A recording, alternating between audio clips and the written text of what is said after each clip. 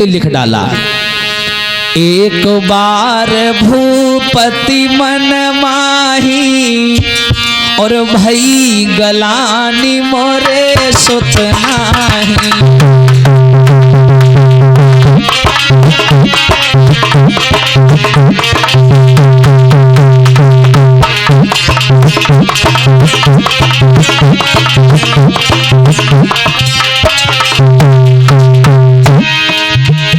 हरि एक बार दशरथ मन माही गलानी मोरे सुत नाही।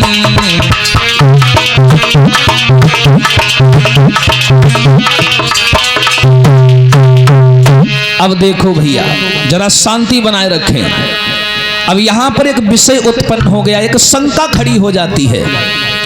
गोस्वामी तुलसीदास जी ने बताया कि एक बार दशरथ मन माही और भई गलानी मोरे सुत नाही।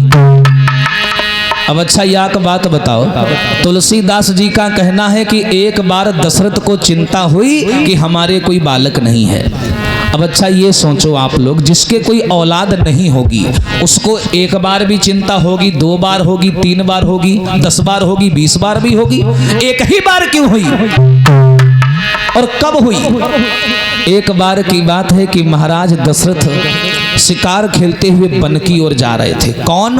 महाराज दशरथ। तो उसी समय रास्ते में एक हिरण का पीछा कर रहे थे महाराज दशरथ। वो हिरण जाकर के एक वृक्ष के नीचे रुक गया और उस हिरण ने आवाज लगाई, सुनो महाराज दशरथ, तुम मुझे नहीं मार सकते। तो दशरथ ने जवाब दिया, मैं क्यों नहीं मार सकता तुम्हें? तो उस हिरण ने पलट करके जवाब दिया कि सुनो महाराज दशरथ, तुम किस लिए हमें नहीं मार सकते? सुनो, अरे जा राजा के सुतना होई और बासे मेरो मरण न होई।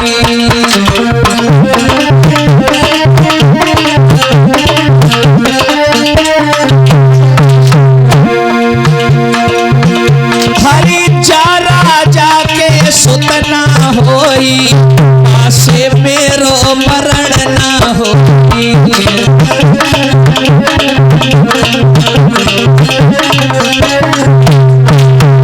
उस हिरण ने जवाब दिया कि सुनिए महाराज दशरथ, तुम मुझे नहीं मार सकते। जिस इंसान के कोई औलाद नहीं है, जिस राजा के कोई बेटा नहीं है, वो राजा मेरा वध नहीं कर सकता।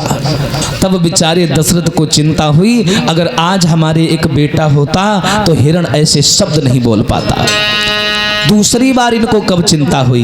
एक बार महाराज दशरथ इंद्र के दरबार में बैठे थे, तो जब वो मीटिंग खत्म हुई और दशरथ घर लौट आए, तो जिस जगह पर महाराज दशरथ बैठे थे, इंद्र ने उस जगह को गंगा जल से धुलवाया। तो भैया नौकरों ने पूछा कि भैया यह जगह गंगा जल से काहे धुलवाई?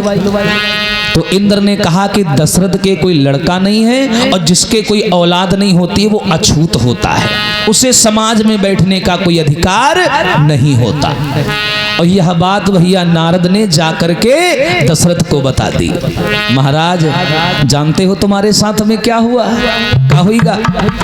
इंद्र के दरबार में तुम जिस जगह पर बैठे थे, तुम्हारे लौटने के बाद में इंद्र ने उस जगह को गंगा जल से धुलवाया। और पूछने पर उसने ये कह दिया कि राजा दशरथ के कोई संतान नहीं है, इसलिए वो अछूत है। तब दशरथ को फिर चिंता हुई कि परमात्मा, काश एक बेटा होता तो आज इतना अपमान झेलना नहीं पड़ता। तब तुलसीदास ने लिखा, भई गलानी मोरे सुत नाही। आज जब दशरथ को चिंता हुई, तुरंत अपने गुरु जी के पास में आए। गुरु ग्रह गयऊ तुरत महिपाला, चरण लाग करी विनय विशाला। दशरथ ने दोनों हाथ जोड़ करके गुरु वशिष्ठ से एक बात कही, महाराज काफी परेशान हूं मैं। क्या हुआ? सुनो। हरे बोले करी चुका विवाह 3 और उसका फल मुझको मिला नहीं।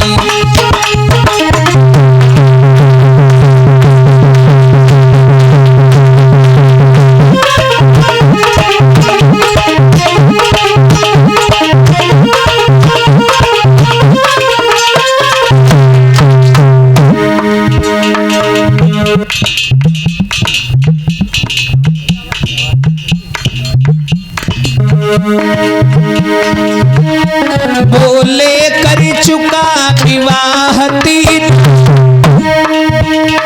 उसका फल मुझको मिला नहीं,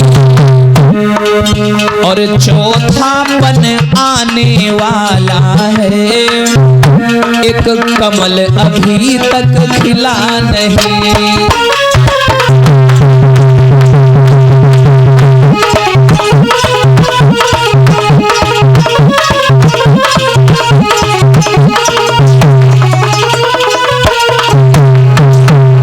महाराज दशरथ ने दोनों हाथ जोड़े, गुरु वशिष्ठ से रो करके कहा, महाराज मेरी 3 शादियां हो गई लेकिन एक भी बालक नहीं पैदा हुआ।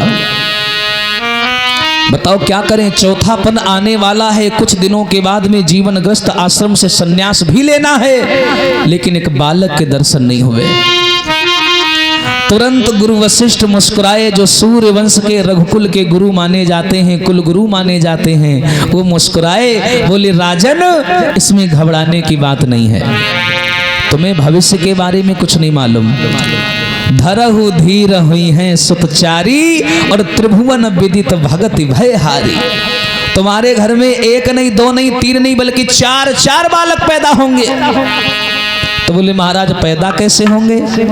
बोले विभांडक ऋषि के जो पुत्र हैं जिनका नाम है श्रृंगी ऋषि, उनको अपने घर में बुलवाओ और अपने घर में पुत्रेष्टि यज्ञ करवाओ। भैया वैसा ही हुआ। क्या किया गया? हो श्रृंगी ऋषि वशिष्ठ बोलावा, और पुत्र काम शुभ यज्ञ करावा। जय राम जय राम।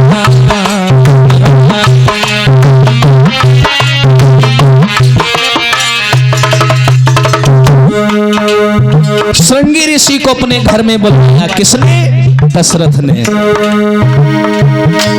हो भगति सहित मुनि आहुति दीन है,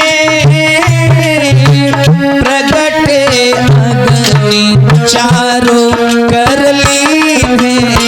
राम राम जय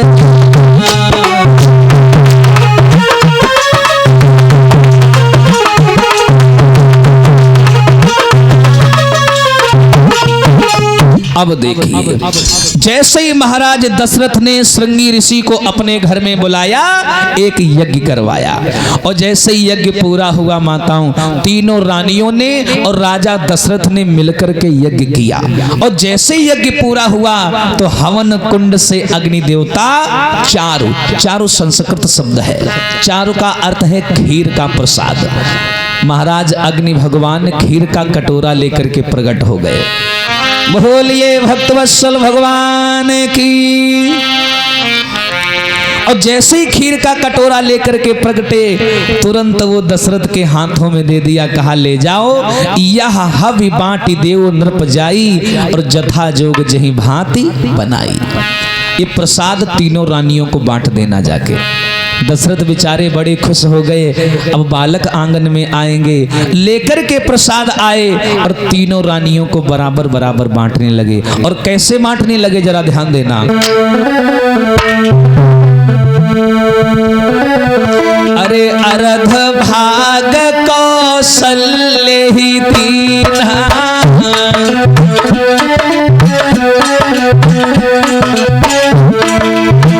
वह भाग आधे कनिकिन्हा। सीता राम जी की जय हो, सीता राम जी की जय हो, राजा राम जी की जय, राम की जय।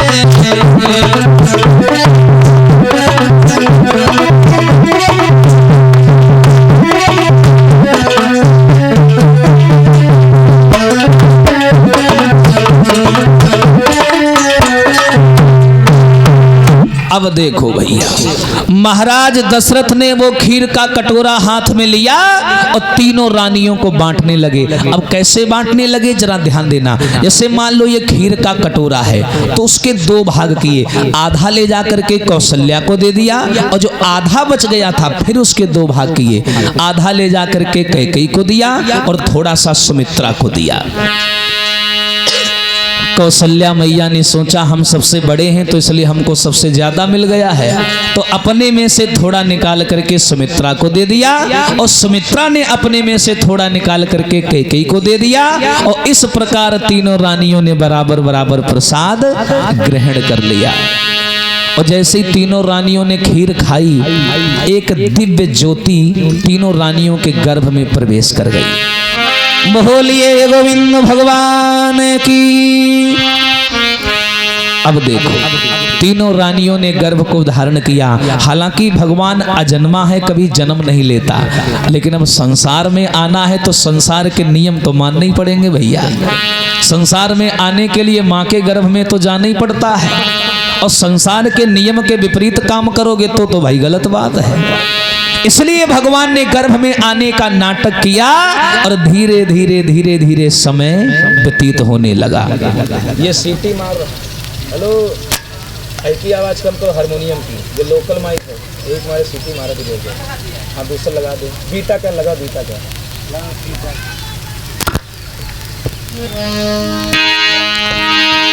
अब धीरे धीरे वो समय नजदीक आने लगा जिस समय प्रभु राम आने वाले हैं।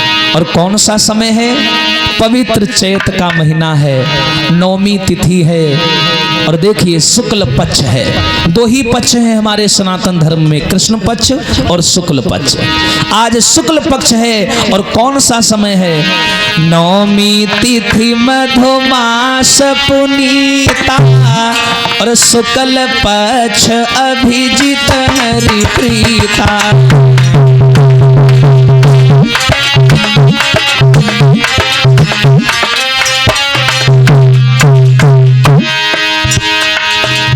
नवमी तिथि मधुमास पुनीता शुक्ल पक्ष अभिजित हरि प्रीता।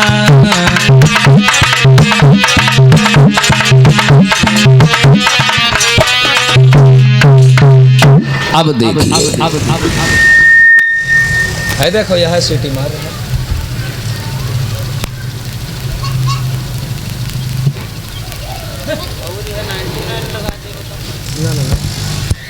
पेटी में हमेशा बीटा लगाओ, कभी सीटी नहीं मारेगा। आज वो समय नजदीक आ गया जिस दिन हमारे प्रभु राम को आना है। नवमी तिथि है, चैत का महीना है। अब देखो, हालांकि कुछ लोग ये भी कहते हैं कि भगवान राम 12 बजे आए, ऐसा नहीं है, अभी प्रमाणित करेंगे।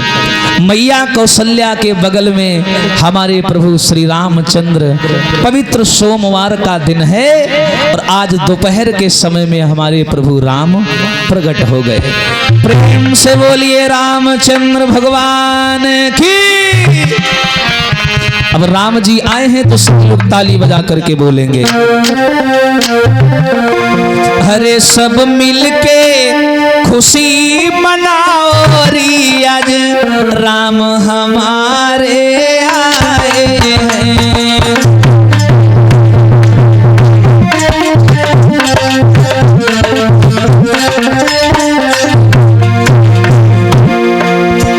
सब मिलके खुशी मनाओ रे, आज राम हमारे आए हैं।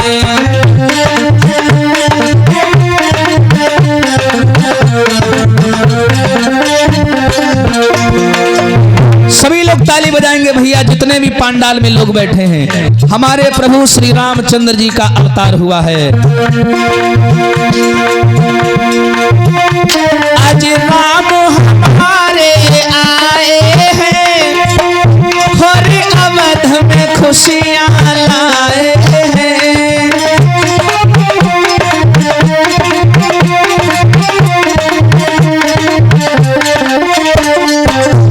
सब मिलके नाचो गाओ रे, आज राम हमारे आए हैं।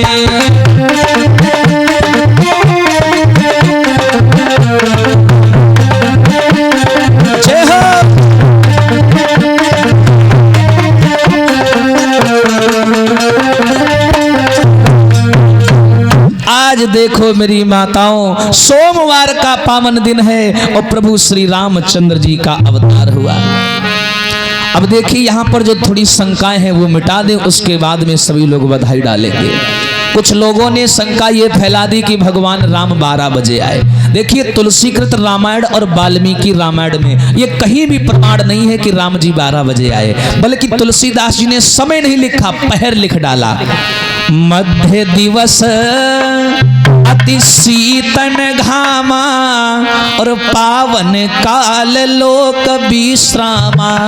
मध्य दिवस, मध्य मतलब बीच, दिन के बीच का समय, और दिन के बीच में कौन सा समय होता है? दोपहर। तो सब लोग कहने लगे कि राम जी 12 बजे आए। समझे? ये है शंका का समाधान। अब देखिए महाराज दशरथ ने राम जी को अपनी गोद में ले लिया। राम और लक्ष्मण आज उनकी गोद में हैं। तभी एक दासी महाराज दशरथ के पास में आ जाती है और दोनों हाथ जोड़ करके दशरथ से बोली, महाराज अरे तब तक संवाद नया आया और जन्मा है कुंवर कैकई के।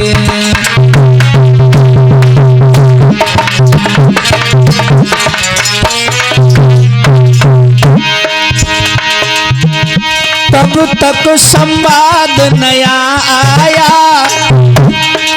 और जन्मा है कुंवर कैकई के, और 2 लाल उसी क्षण जन्मे हैं और सतवंती सुमित्रा देवी के।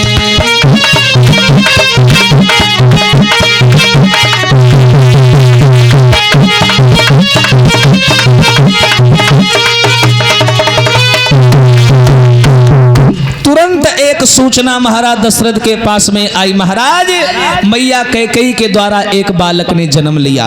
दशरथ कहने लाग, पैदा होते जाए तुम लौटी जाओ, हम ठड़े हैं खिलावे के मारे। हाँ, अब देखो 4 बालक अयोध्या की धरती पर गुरु वशिष्ठ की कृपा से भैया प्रकट हुए।